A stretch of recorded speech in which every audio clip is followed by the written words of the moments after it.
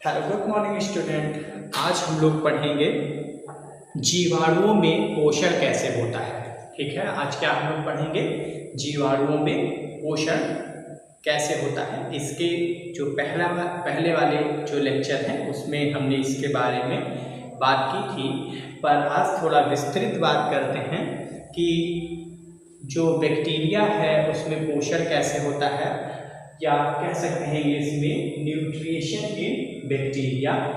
तो बच्चों, बैक्टीरिया में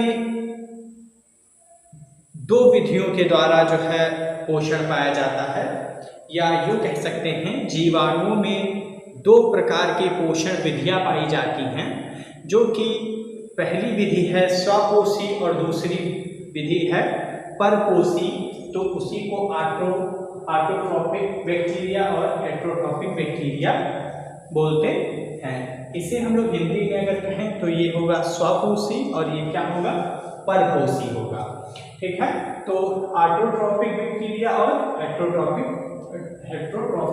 बैक्टीरिया ना, इसे हम लोग क्या बोलेंगे, स्वपोषी, और इसे बोलेंगे परपोषी।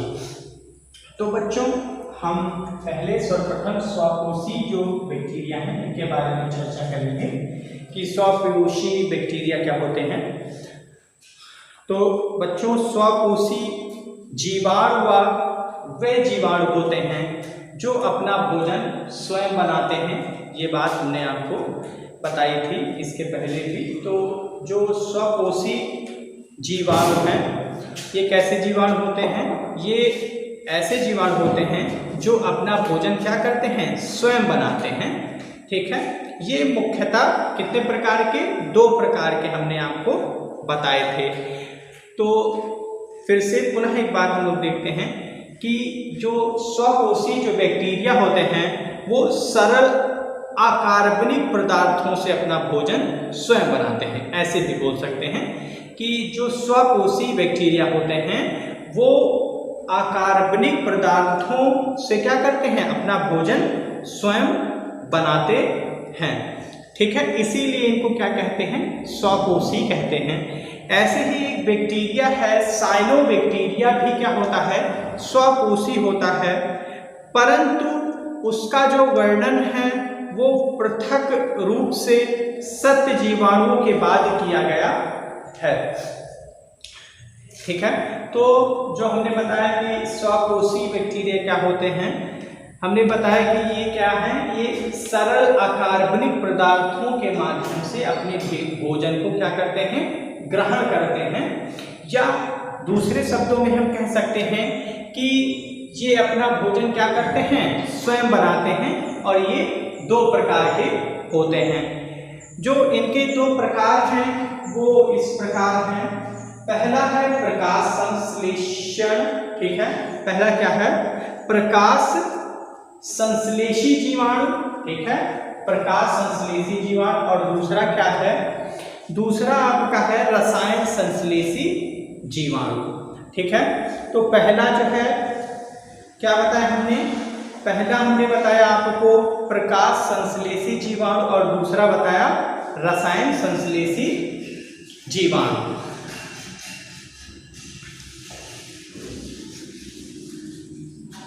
अब हम लोग देखते हैं कि प्रकाश संश्लेषी जीवाणु क्या है और रसायन संश्लेषी जीवाणु क्या है। तो बच्चों, प्रकाश संश्लेषी जीवाणु वे जीवाणु होते हैं जो हरे पादपों के समान क्लोरोफिल ए नहीं क्या है, इनमें पाया जाता है। मतलब मैंने बताया कि प्रकाश संश्लेषी वे जीवाणु होते हैं जिनमें हरे पादपों के समान क्लोरोफिल ए नहीं पाया जाता है। ठीक है, इनमें एक विशेष प्रकार का क्लोरोफिल पाया जाता है पाया जाता है जिसे हम लोग बैक्टीरियो क्लोरोफिल कहते हैं। अच्छा, जैसे हमने ये बताया कि जो प्रकाश संश्लेषी बैक्टीरिया हैं, अर्थात कहने का तात्पर्य है कि ये क्या होंगे, ये अपने भोजन को स्वयं बनाएंगे। अच्छा, स्वयं कब कोई भोजन बना पाता है, जब उसमें क्या होता है, क्लोरोफिल निहित होता है। जैसे पेड़ पौधों में क्लोरोफिल पाया जाता है, इसीलिए तो वो क्या करते हैं, प्रकाश के माध्यम से अपने भोजन को बना लेते हैं। तो ठीक उसी प्रकार कुछ ऐसे बैक्टीरिया होते हैं जिनमें क्लोरोफिल पाया जाता है और वो प्रकाश के माध्यम से अपने भोजन को बना लेते हैं। तो इसमें जो होता है, इसमें पादपों की भांति क्लोरोफिल ए नहीं पाया जाता है। ठीक है, जो बताने का तात्पर्य है वो ये है कि इसमें पादपों के भांति अर्थात पेड़ पौधों के भांति क्लोरोफिल ए नहीं पाया जाता है। ठीक है, इसमें पाया क्या जाता है, इसमें बैक्टीरियो क्लोरोफिल पाया जाता है। क्या पाया जाता है, बैक्टीरियो क्लोरोफिल पाया जाता है।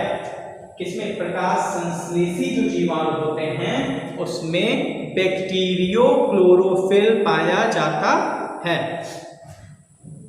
ठीक है, क्या पाया जाता है, बैक्टीरियो क्लोरोफिल पाया जाता है। या एक और है बैक्टीरियो विरिडिन, ठीक है, भी पाया जाता है, पर ज्यादातर जो है वो बैक्टीरियो क्लोरोफिल ही पाया जाता है। इतना हमने जाना, फिर आगे बढ़ते हैं। अब देखते हैं ये जो जीवाणु होते हैं वो अनाक्सी प्रकार के होते हैं तथा हरे जीवाणु तथा बैंगनी जीवाणु के रूप में पाए जाते हैं। हरे जीवाणु तथा बैंगनी जीवाणु के रूप में पाए जाते हैं। इनमें प्रकाश संश्लेषण करने वाले जीवाणु उपापचयी क्षमता प्राप्त करने के लिए जल के स्थान पर हाइड्रोजन सल्फाइड, हाइड्रोजन या कुछ कार्बनिक पदार्थों का प्रयोग करते हैं। चूंकि जल का प्रयोग नहीं होता है अतः इस प्रकार के प्रकाश संश्लेषण में ऑक्सीजन मुक्त नहीं होती। ठीक है, तो यह बिना ऑक्सीजन की उत्पत्ति वाला क्या होता है, प्रकाश संश्लेषण कहलाता है। अर्थात इसमें क्या है, इसमें ये अनॉक्सी का मतलब ये एक ऐसी प्रक्रिया होती है जिसमें ऑक्सीजन की प्रेजेंस अनिवार्य नहीं है। ठीक है, तो इसमें ये बिना ऑक्सीजन के ये रिएक्शन होती है जिससे कि जो जीवाणु होते हैं वो अपना भोजन स्वयं बना लेते हैं। तो इसमें क्लोरोफिल नहीं पाया जाता है, इसमें क्या पाया जाता है, बैक्टीरियो क्लोरोफिल पाया जाता है। इसके लिए हम एक रिएक्शन देख लेते हैं, CO2 प्लस H2S। क्या है, CO2 प्लस H2S। ठीक, ये दोनों आपस में क्या करेंगे, रिएक्ट करेंगे। ठीक है, किसकी प्रेजेंस में, प्रकाश की प्रेजेंस में। ठीक है, प्रकाश ऊर्जा की प्रेजेंस में। ठीक है, प्रकाश। अब ये इनमें पाया क्या जाता है, तो इनमें पाया जाता है बैक्टीरियो क्लोरोफिल। क्या पाया जाता है, बैक्टीरियो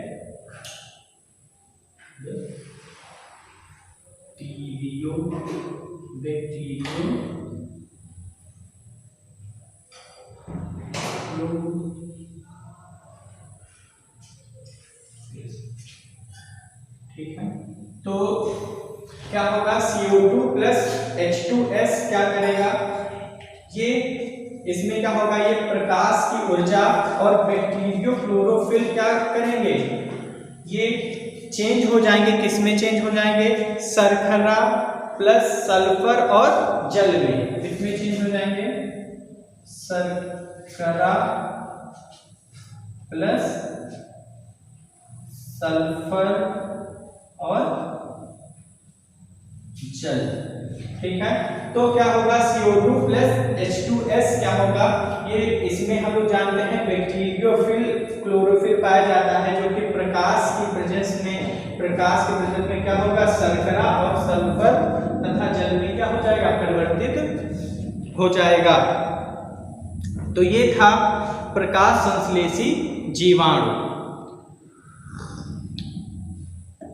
फिर आगे इसके बाद अब आते हैं रासायनिक संश्लेषी जो जीवाणु होते हैं कीमोऑटोट्रोपिक बैक्टीरिया जो होते हैं ये क्या हैं, ये जीवाणु सरल अकार्बनिक पदार्थों से अपना भोजन स्वयं बनाते हैं। देखो आप लोग हमने जो बताया था कि स्वपोषी जीवाणु कौन से होते हैं, हमने बताया था कि ये सरल अकार्बनिक पदार्थों से अपना भोजन स्वयं बनाते हैं।